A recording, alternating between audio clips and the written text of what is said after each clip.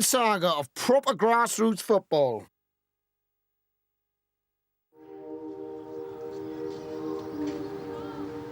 Football's life.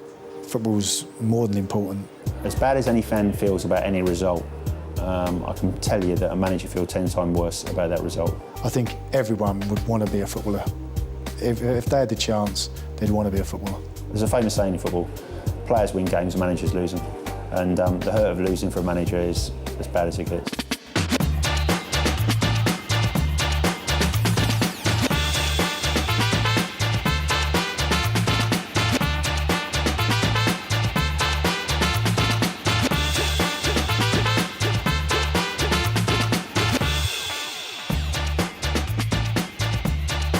Welcome to Football Hurts, the show about the highs and lows of non-league football.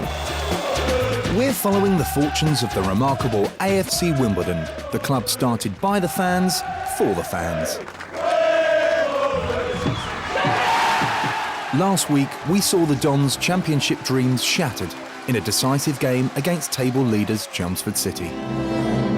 For a minute, we were all in heaven, and that's gone now. 11 points now separate the Dons from the top spot. Their only hope of promotion now rests in a scrappy playoff battle at the end of the season. A final hurdle at which the Dons have fallen 2 years running. In the meantime, they'll just have to hold on to second place.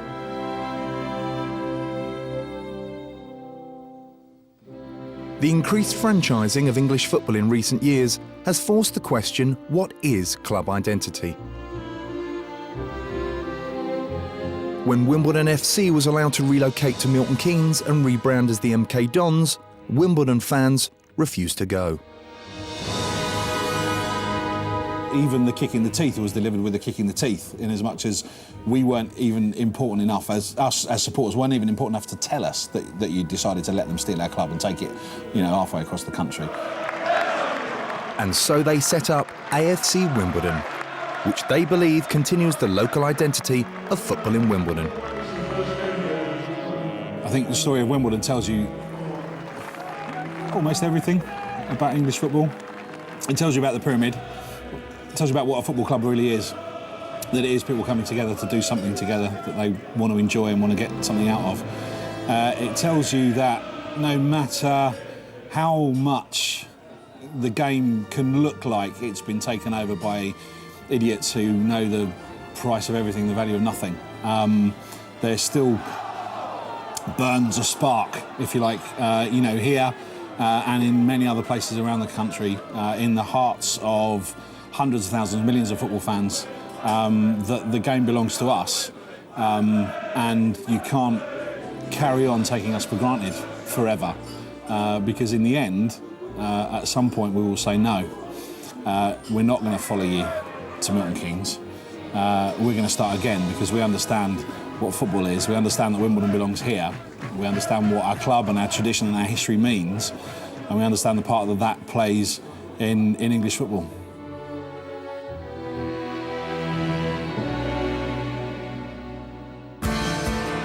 But what about history? Since 2002, the supporters have been trying to get the Wimbledon FC silverware returned to the area of its name. Tonight, their efforts have paid off. The great and the good have assembled at the town hall to celebrate the return of Wimbledon FC's patrimony. This is one for posterity. Thank you all very much for coming here today on this important and happy occasion. I'm delighted to see the Wimbledon Football Club memorabilia restored to its spiritual home in southwest London.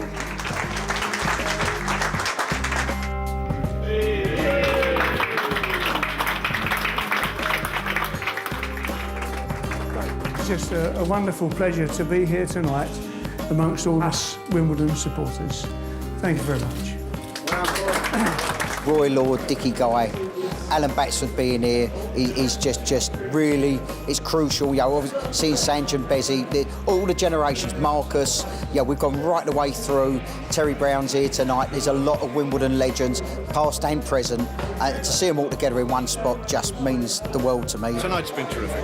I understand that the other lot in Milton Keynes didn't feel able to return them to us, because that would have been a gross admission that they were nothing to do with Wimbledon, and all the things they claimed to justify going there would have been demonstrably invalid. So this is a brilliant solution. Well, I think it draws a line in the sand, doesn't it? I mean, for me, the minute they left Plough Lane and went to Selhurst, Wimbledon wasn't the same club.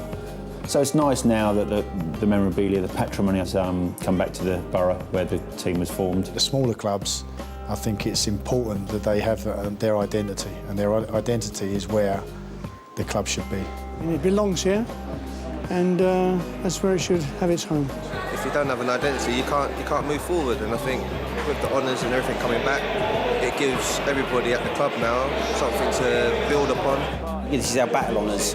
You know, it's like when you walk around a war museum and you see, you know, battle dresses and flags with sort of famous battles on and stuff, and that's kind of what this sort of thing is. So it's just nice to see it down here now and us to be able to sort of look back on it and feel, you know, quite nostalgic about where we're from. And I think that it's nice to show the people of Merton it, because none of us have seen it before. So, you know, if you're bowling around the library and brush past it, who knows, maybe it'll transfer and you getting on a bus and coming and watch us kick a ball around.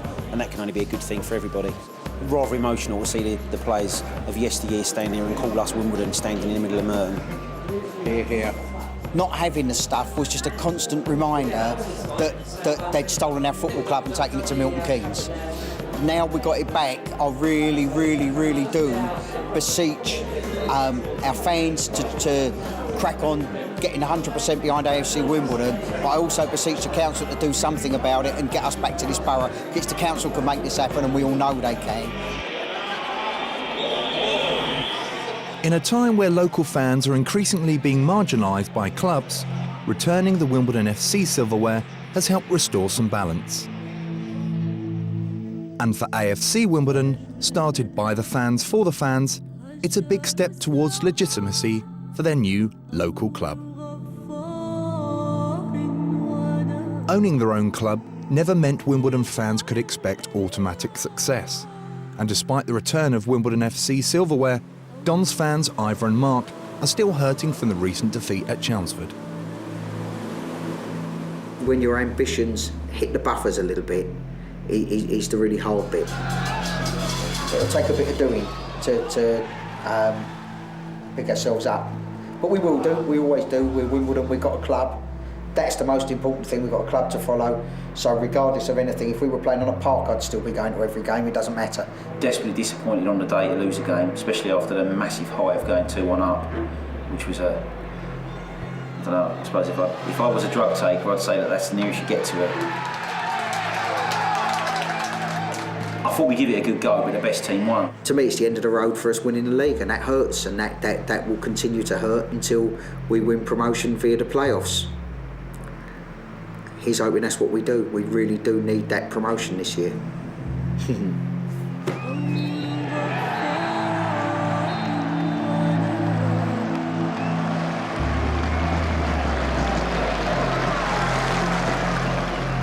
Our job now is to try and pick the team up, steam clear in second place, make everybody fearful and scared of coming down to the Meadow of Kings to get their bum smacked between now and the end of the season, and turn it into the fortress that it really needs to be, so we can make sure that we go up. Whilst I'm not quite looking forward to palpitations of playoffs again, at least this time round we'll be at home. If we finish second for both legs, should we win the first one. So it's an obvious statement, but it's as near as you're going to get to going straight up is to be the second place team at home in the playoff games.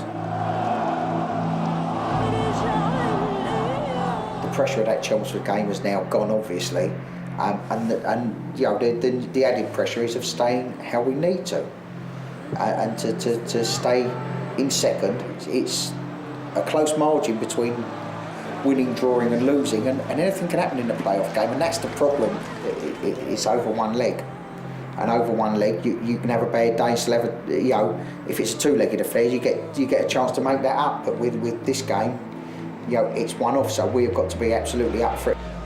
I don't think we deserve to be anywhere other than where our points get us at the end of the season.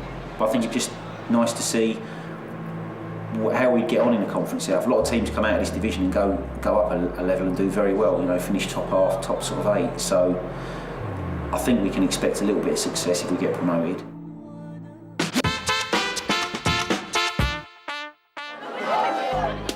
In part 2 of Football Hurts, Ivor gets a new look when the Wombells sponsor the next home game.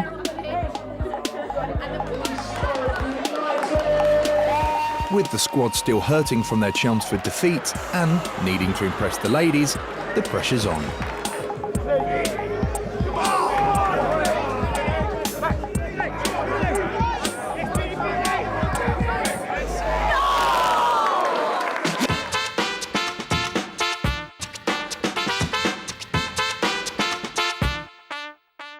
Second place is almost a certainty for Wimbledon, and today they hope to bag 3 points from visitors East Thurrock, who are dangerously close to relegation.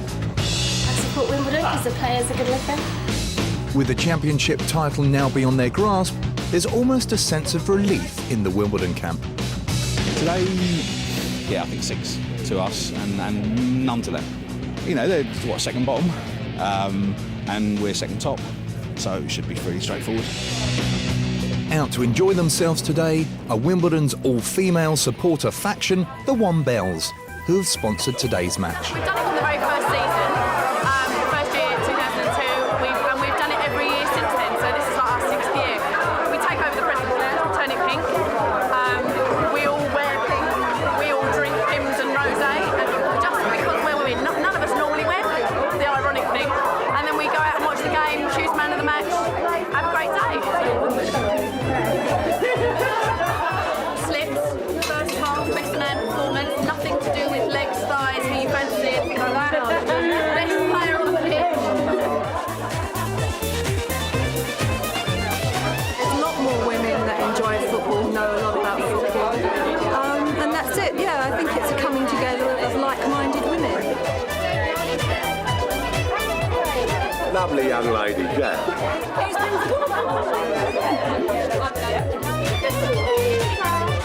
Lots of us are volunteers for the club, and mums, girlfriends, wives that come with our partners. I can't imagine any other team having a group of women like this at a football match, no.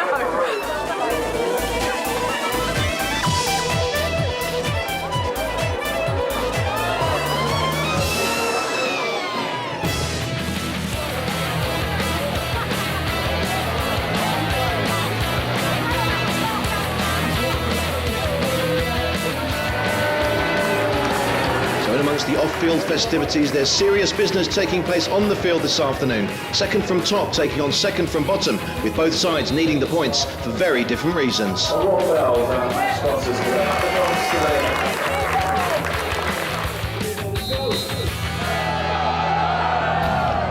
East Thurrock United looking to complete the double over the Dons this afternoon. They beat them 1-0 in Essex back in August, but in the early stages here, it's the Dons who are dominating.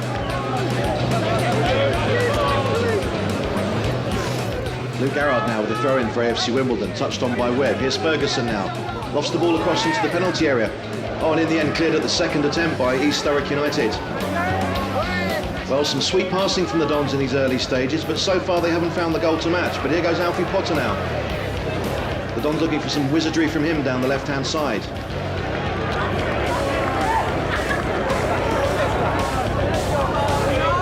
Daniel Webb now unleashes a shot. Oh, and it bounced awkwardly in front of Gore, and he had to really improvise with the save. Picked up now on the right-hand side for the Dons by Tony Finn. All into the area. Picked up now by Ferguson. Back out towards the right-hand side. Garrard now taking the ball on, taking on Ashley Dumas, and delivering a decent ball into the area, and once again headed clear from the edge of their own 6-yard box by East Thurrock United.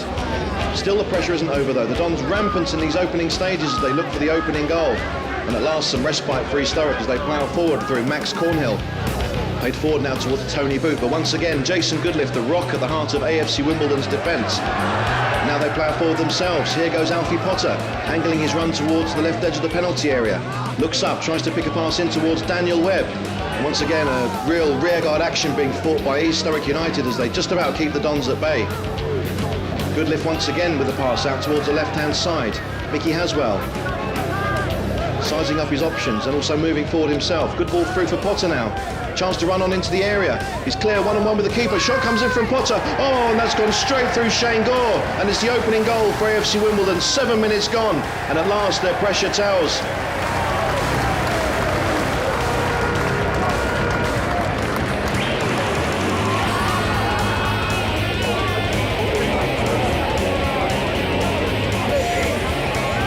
Tony Finn now tormenting East Thurrock down the right-hand side for the Dons. They've just about managed to get the ball off him, but now they've given it back to him. Here goes Finn once again, battling away. It's with Beard now. Chance for Garrard to lay the ball into the area. Oh, and that's just too far ahead of Ferguson.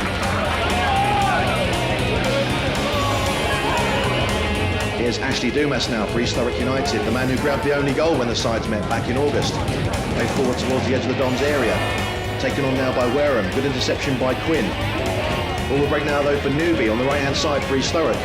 Oh, and he's taken a bit of a whack there with the challenge from Mark Beard. And the physio called onto the field. But although Newby is getting back to his feet, I don't think he's going to be able to continue. And sure enough, he's replaced by Ben Boyce.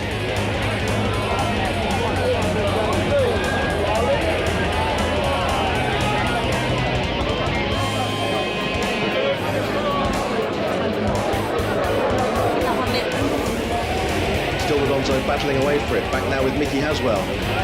Relentless pressure from the Dons in the first half.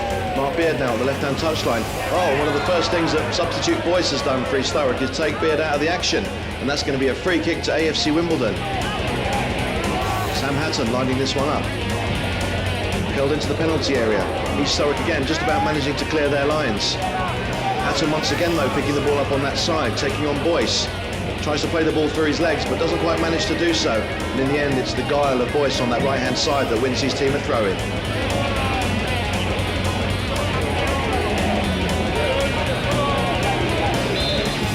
And there goes the half-time whistle. AFC Wimbledon with plenty of possession in the first half, but just one goal to show for it.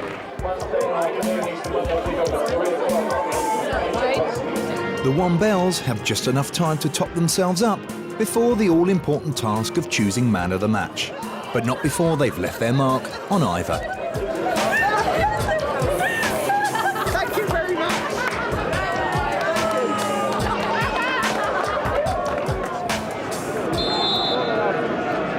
So East Thurrock get the second half underway, and after the way the Dons dominated the first half, they're perhaps relieved to be only just that single goal in arrears. But maybe that will change now. Here goes Alfie Potter for the Dons. Played forward. Steve Ferguson now. Chance to cross into the area. Oh, but in the end there was no one there to meet it. And here goes Potter once again. Surely a leading contender for the coveted Wombells Man of the Match award this afternoon. Crossed into the edge of the area. Here goes Webb. He does well to get the header in, but that's an easy save for Shane Gore.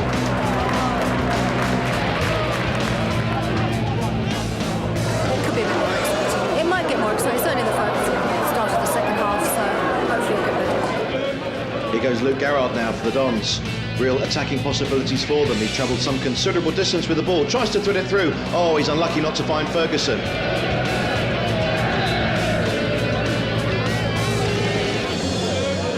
So East Thurrock then about to make their second change of the afternoon. Steve Wareham going off, and on comes Craig Barrett. After a gruelling debate, the Wombells decide their favourite. They chose their man of the match as AFC Wimbledon number 7, Alfie Potter.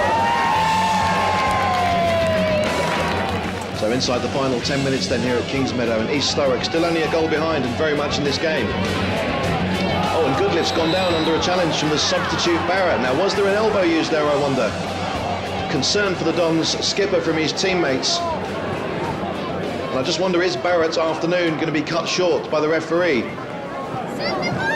It is indeed. It's a straight red card for Craig Barrett. The referee deeming that he used his arm on Jason Goodliff. And East Thurrock will have to play the last few minutes with 10 men.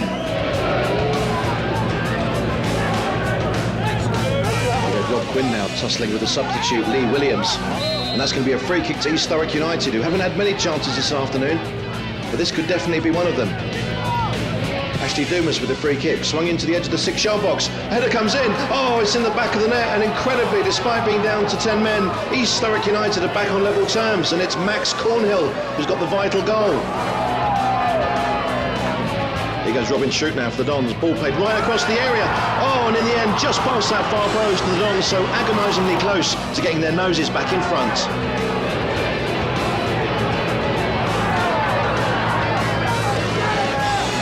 So we're deep into stoppage time then at Kingsmeadow. Oh, that's a misjudged header from Goodliff. Chance now maybe for East Thurrock. Shot comes in from Boyce. Oh, it's 2-1, and incredibly, East Thurrock United look as though they're going to leave Kingsmeadow with all 3 points. But it was a gift once again from the Dons' defence, but Ben Boyce wasn't worried about that. He said thank you very much, took the shot first time, in off the post, and there was no chance for James Pullen.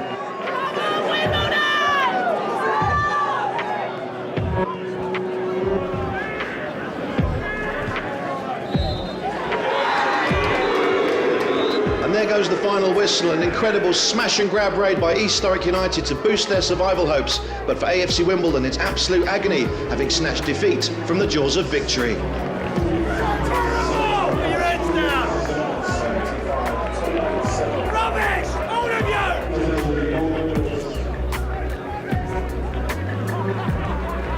just not fighting enough for it.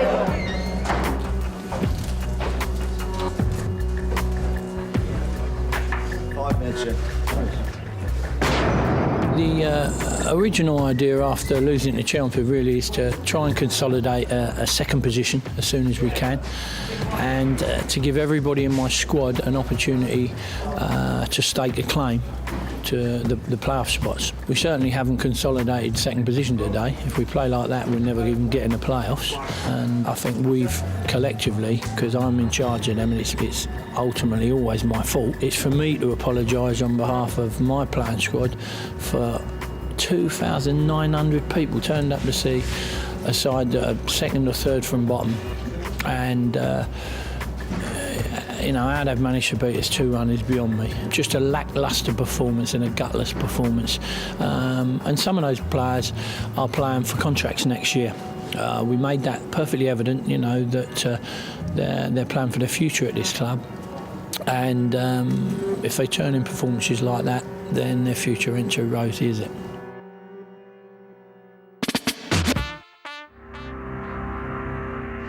Although shaken by today's loss, the Dons hang on to second place. But to stay there, they must get back to winning form.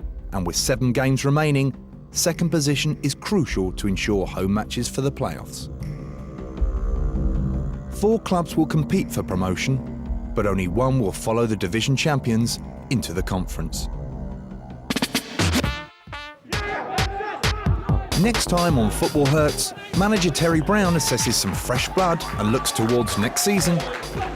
No time this year to get a side together, got the job, and we were straight into pre-season training. Some of those have fitted in the type of system that I want to play, some of them hadn't, and I want to start building a proper side now. With a tough 2 games ahead, will Wimbledon hold on to second place? All to come next time on Football Hurts.